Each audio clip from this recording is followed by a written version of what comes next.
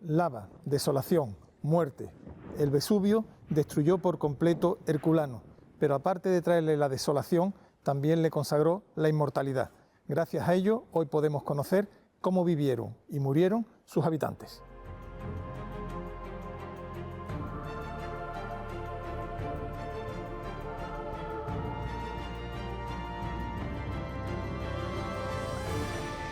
Arqueomanía. Herculano se excavó mediante túneles como en el que me encuentro en este momento. El túnel llega al nivel de los mosaicos del suelo y avanza sobre ellos. Me figuro la emoción que sentirían esos arqueólogos cuando al avanzar descubrieran una escultura, una mesa puesta o a lo mejor, o desgraciadamente, un muerto, alguien que quedó sorprendido para siempre por este manto de lava que todo lo cubrió.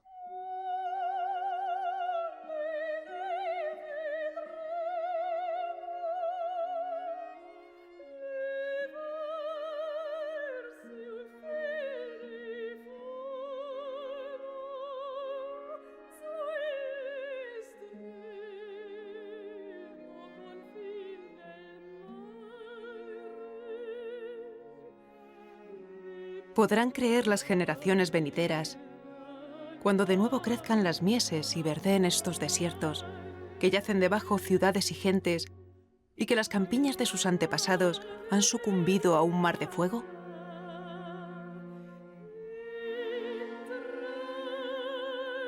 Papinio Estacio.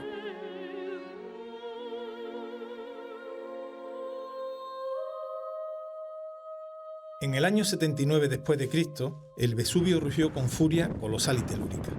La erupción del volcán, todo lava y fuego, sepultó ciudades y campiñas que quedaron cubiertas por un grueso manto de lava y ceniza. Además de Pompeya, otras ciudades del Golfo de Nápoles, como la hermosa Herculano, también desaparecieron bajo el nuevo paisaje. Mucho tiempo después, la arqueología las sacaría a la luz de nuevo. La gran tragedia de aquel fatídico año 79 quedó registrada para la historia gracias a una carta de Plinio el Joven a Tácito, que narra los esfuerzos de rescate de su tío Plinio el Viejo, almirante de la flota romana de Miseno. El cofre de lava y ceniza custodió intactos durante mucho tiempo los secretos de Herculano y Pompeya, tan parecidas y tan diferentes.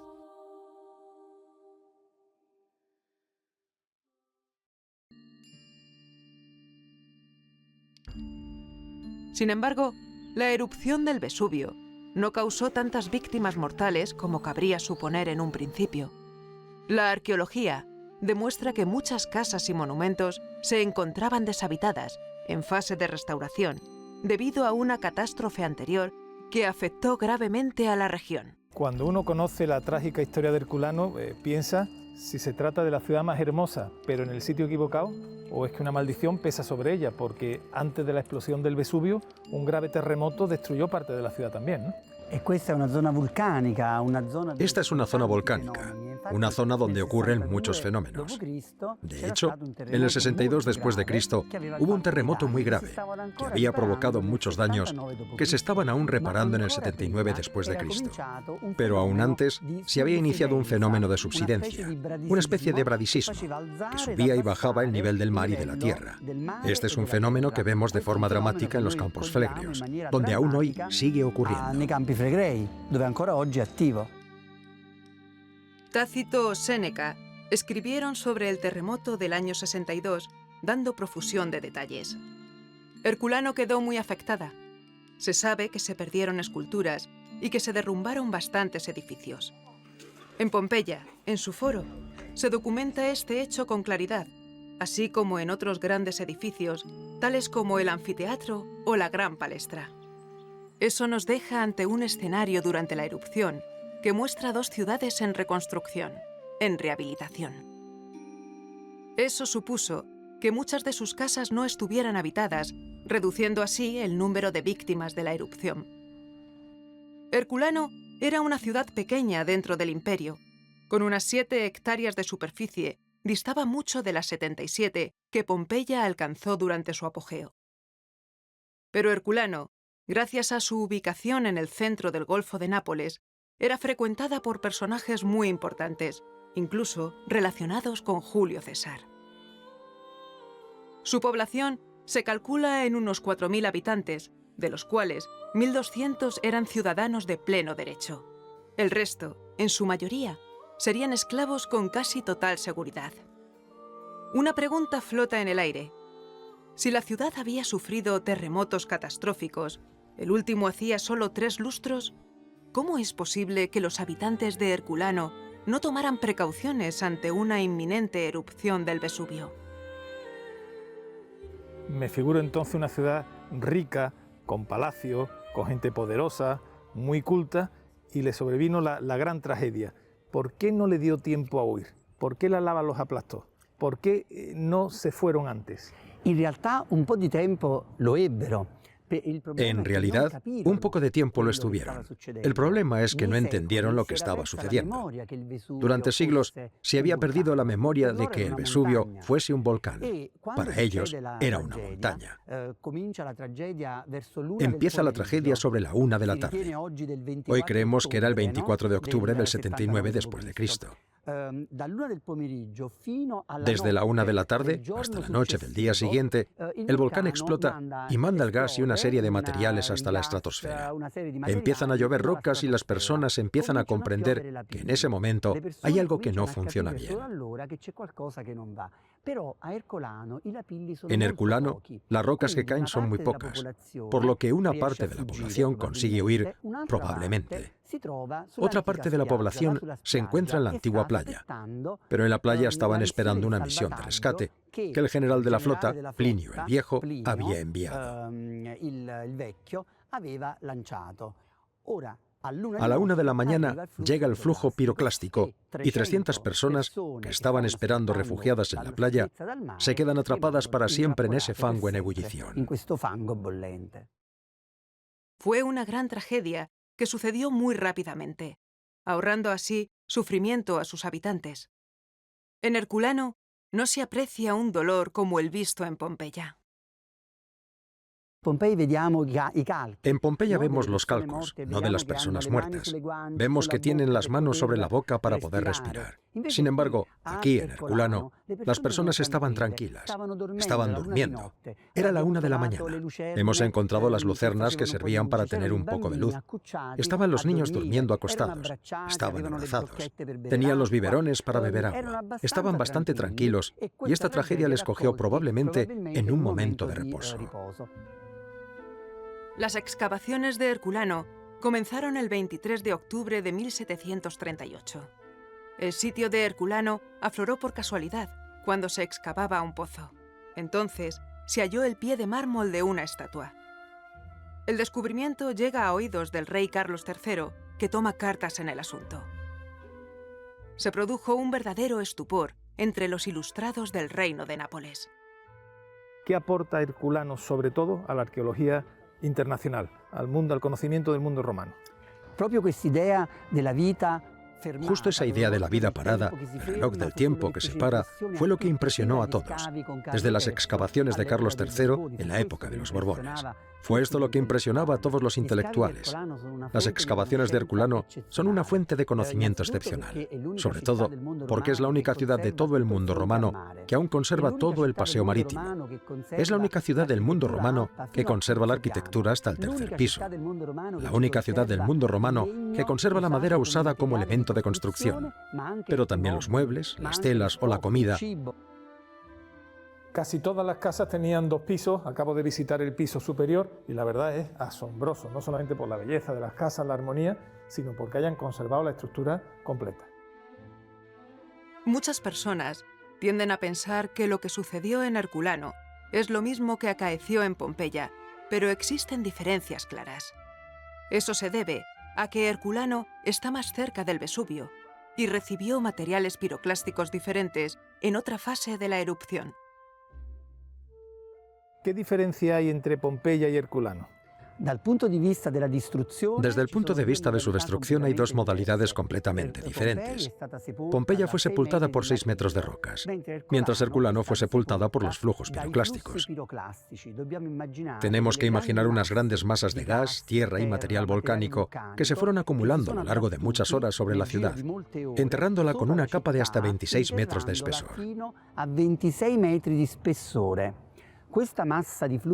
Esta masa de flujos piroclásticos era muy densa, tan densa que no tenía oxígeno dentro. Por este motivo, aunque estuviesen calientes a 300 o 400 grados, según el caso, los materiales orgánicos no están calcinados porque no había oxígeno. Por lo tanto, todo el material orgánico se ha conservado. Esta es una de las principales diferencias con Pompeya.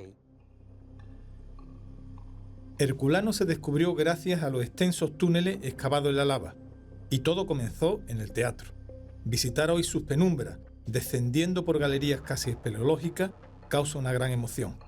Una experiencia única de oscuridad y arqueología. El griterío de ayer congelado en el denso silencio de hoy. Tras descender durante varios minutos, se alcanza el escenario. Parece el infierno de los cómicos. En la superestructura de lava se han excavado algunos tramos de graderío.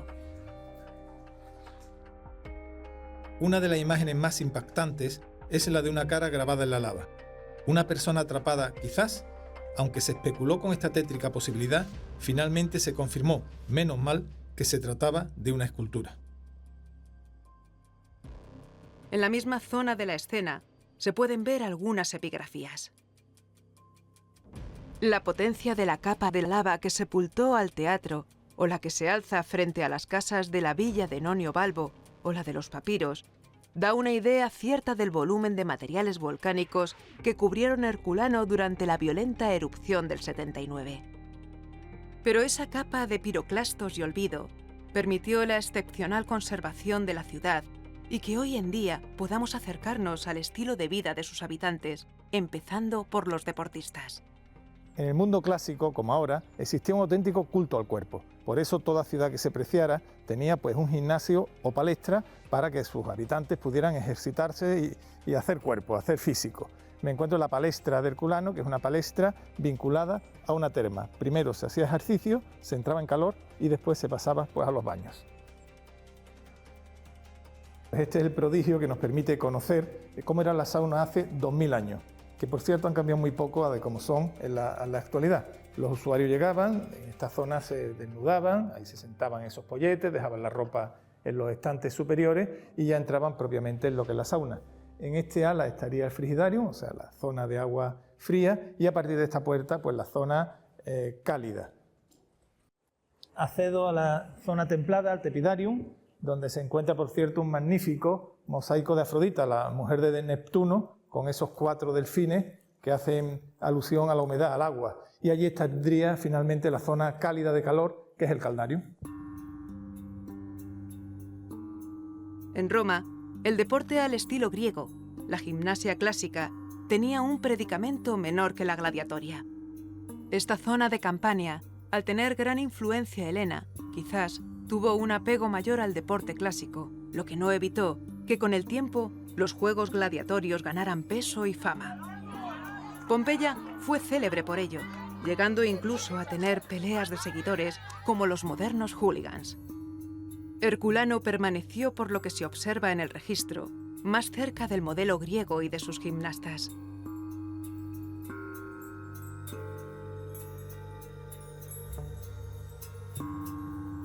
Una lápida en la que se recoge el patronímico Próculo, relacionado con algunos personajes hispanos y de otras partes del imperio, nos advierte de que estamos en el Colegio Augustal. La sociedad de Roma era esclavista y algunos de estos esclavos lograban alcanzar la libertad. Una vía de promoción para estos libertos era convertirse en sacerdotes de Augusto, el que fuera primer emperador romano divinizado. En este colegio augustal, la política y la religión se darían la mano en pleno corazón de la ciudad. Ciudad de libertos y de patricios, Herculano muestra todavía un conjunto de casas muy bien conservadas. Las casas están perfectamente ordenadas en calles ortogonales. El tratamiento que se daba a las aguas, tanto a las pluviales como a las residuales, puede verse en las ciudades del Vesubio. El impluvium era un sistema de recogida de aguas situado en el centro del patio principal de las casas. Servía para recoger las aguas de lluvia y depositarlas en un aljibe. Las aguas residuales eran otra cuestión. El urbanismo y la ingeniería romana es sencillamente espectacular. Sus calles perfectamente alineadas, sus manzanas cuadradas, pero más allá de ese urbanismo destaca mucho la ingeniería. Por ejemplo, el sistema de aguas residuales. Hay un sistema complejo de alcantarillas que recogen pues, todas las aguas pluviales y sucias de la ciudad.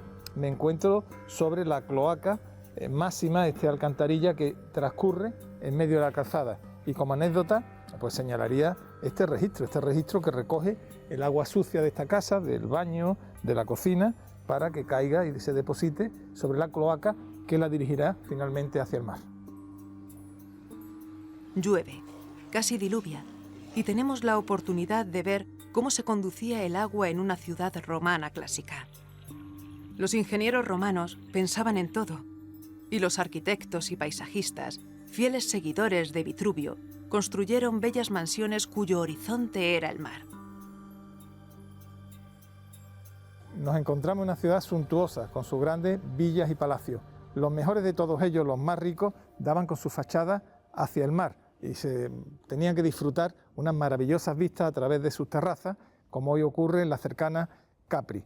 Pero lo curioso es que cuando miramos por estas terrazas, donde ellos vieron mar, nosotros no vemos otra cosa que un grueso muro de lava, la lava que arrojó la erupción del Vesubio.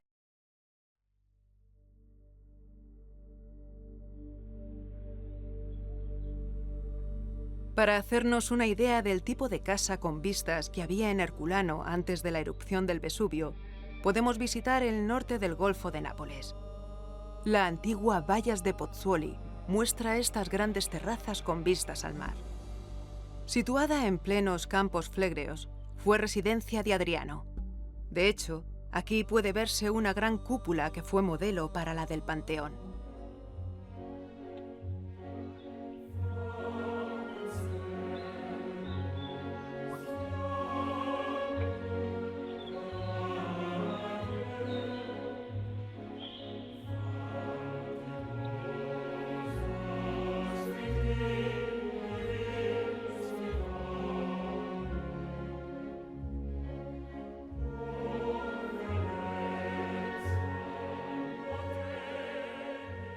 Desde Vallas se observa el castillo de los aragoneses que custodiaba la bahía durante el dominio español y el Vesubio en la lejanía de la costa estaviana. Vallas está construida en plenos campos flegreos, una gran caldera sobre un supervolcán. Hay teorías que sostienen que una erupción de hace 39.000 años provocó la extinción de los neandertales. El lago Averno inunda uno de los cráteres junto al mar. Pero no es el único lugar con reminiscencias clásicas. La Solfatara o el anfiteatro van jalonando de Roma un paisaje de la Magna Grecia. En Cumas podemos ver el célebre templo de Sibila, citado por Virgilio en su Eneida. Cumas es griega desde el siglo VIII a.C. Es un lugar con templos dedicados a Apolo que inspiraba a la Sibila, o a Zeus, en la parte más elevada de la montaña.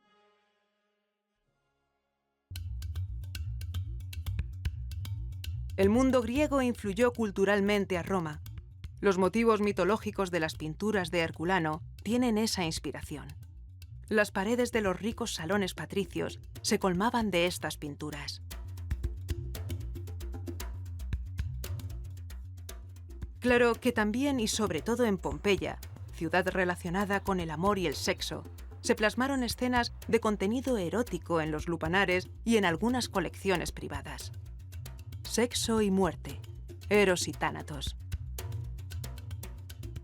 ¿Qué tienen que decirnos los cadáveres recuperados de Herculano? ¿Qué aportan para esclarecer los detalles de cómo la erupción del 79 afectó a la ciudad? A través del estudio de las muestras de esqueletos, hemos visto el sexo y la edad, pero también el tipo de dieta que seguían los antiguos herculanenses. Hemos visto las enfermedades, los trabajos pesados que algunos de ellos, del nivel social más bajo, realizaban.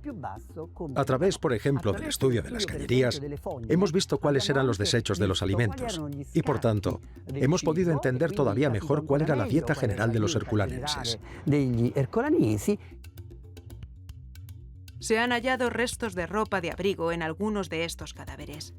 También se han localizado alimentos más propios del otoño que del verano, lo que está llevando a un consenso sobre la fecha de la explosión, que se traslada al 24 de octubre del año 79 después de Cristo. Hasta ahora se daba por hecho que la fecha era el 24 de agosto, pero estos y otros detalles han cambiado el panorama.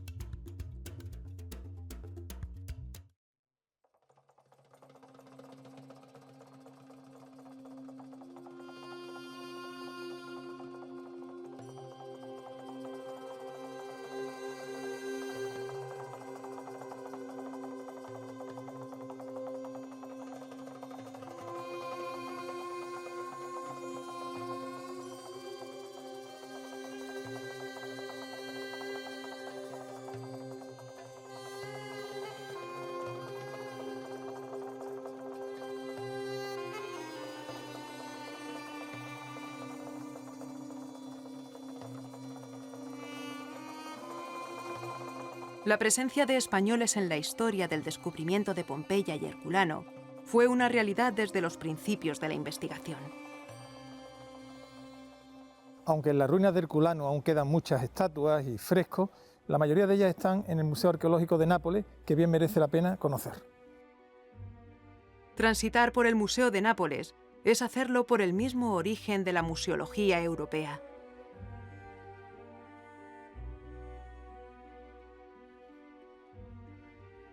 Solamente la colección Farnesio merece una visita detallada. ¿Cuál es la historia del museo y cuál sería su relación con Pompeya y Herculano? El museo nace en torno al 1780 como institución, pero en realidad nace gracias a la figura de Carlos de España, el gran rey de las dos Sicilias, que desde el 1734 estuvo en Nápoles. Que dal 1734 fu a Nápoles. Carlos trajo consigo la grandiosa colección de los Farnesio que se encontraba en Parma y en Roma, que él había heredado de su propia madre, y a continuación inició desde el 1738 las excavaciones de Herculano, y 10 años después las excavaciones de Pompeya. Agli scavi di Herculano e 10 anni dopo agli scavi di Pompei. Todo este material extraordinario, frescos, estatuas y mosaicos, fue inicialmente depositado en el Palacio de Portici y después, con su hijo Fernando, fue trasladado al Palacio de los Estudios de Nápoles, donde ahora nos encontramos a partir del 1780.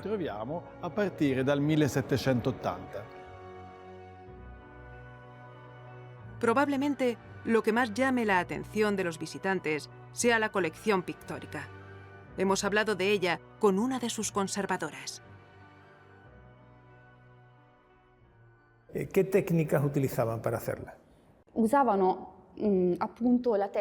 la técnica del fresco, o sea, la pared se preparaba mediante la creación de una serie de estratos de yeso. Y sobre el último estrato, cuando aún estaba húmedo, se trazaba el dibujo preparativo. Y luego, sucesivamente se extendían los colores.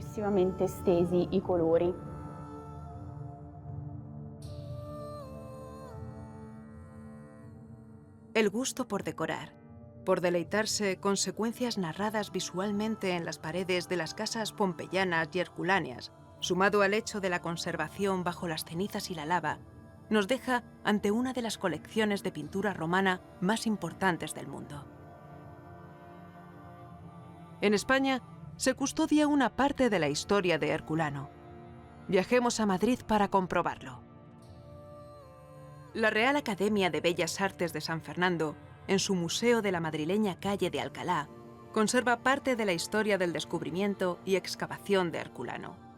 En la Real Academia de Bellas Artes de San Fernando se pueden observar las réplicas de yeso de algunas esculturas de la Villa de los Papiros.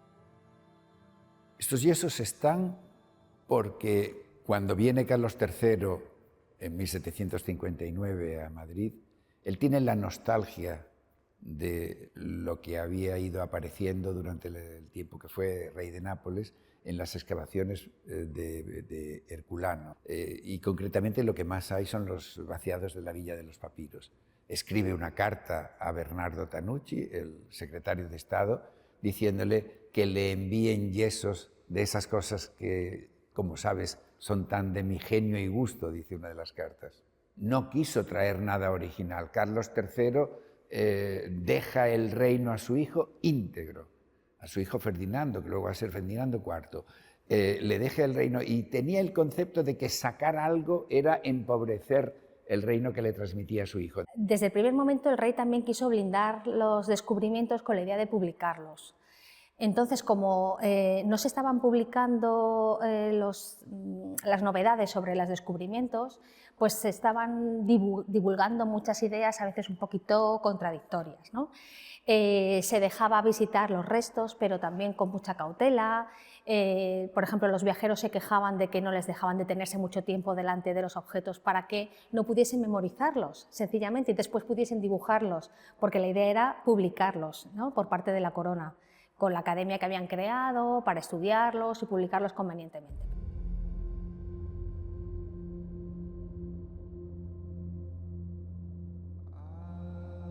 Esta casa de los papiros es realmente sorprendente, pero no solo por su arquitectura, sus ricos mosaicos, sino también por dos elementos que la hacen muy singular.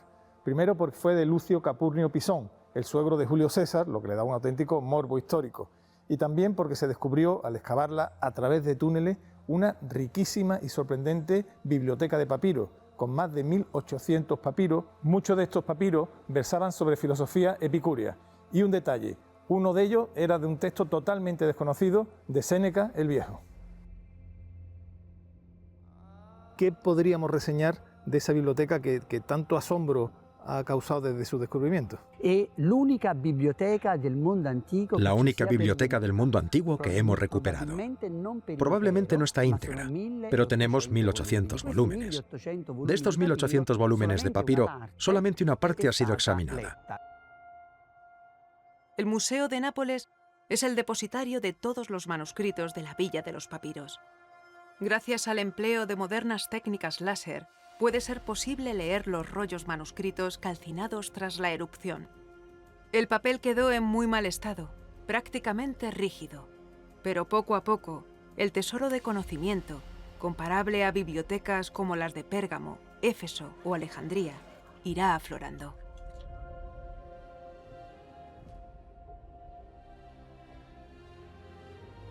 La Marina romana trató de ayudar a la desgraciada población de Herculano a través de una operación de rescate dirigida por Plinio, pero se encontró con dificultades insalvables.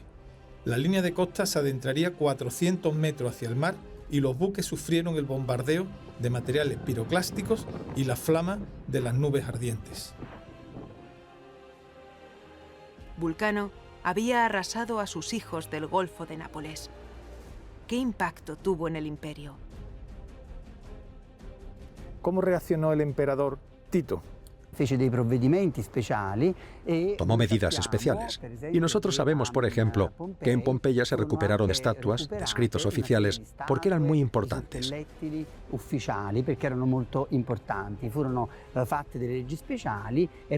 Se hicieron leyes especiales. Herculano no se podía salvar porque había desaparecido completamente de la faz de la tierra. Los romanos del siglo I vieron cómo desaparecieron, en un momento, ciudades grandes y pequeñas, miles de personas y su patrimonio. La conmoción generada fue honda y duradera. Herculano, la hermosa, agonizaba bajo la lava. Sus últimos supervivientes corrieron hasta la orilla del mar, donde me encuentro en este momento, para intentar salvar su vida. No lo consiguieron. Murieron bajo el efecto de los gases y del calor. Después quedarían sepultados bajo la lava. Queremos terminar nuestro programa con un rendido homenaje a aquellos que en vida lograron construir una de las ciudades más hermosas de todo el Imperio Romano.